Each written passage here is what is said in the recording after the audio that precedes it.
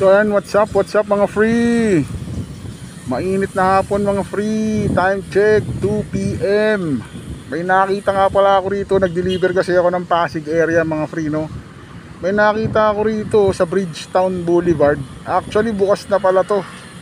Ngayon lang kasi ako nadaan dito.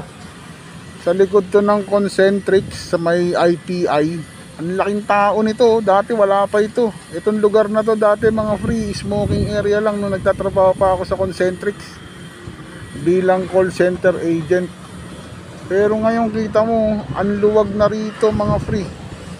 Parang BGC style na rin, oh. Oh.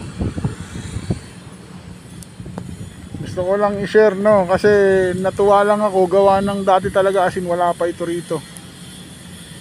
So, ayan. Kala ko ano to eh, ang laki. Halos kasing laki ng building, oh. So yun lang mga free, nag-update lang ako kasi ngayon lang ako nadaan ulit dito.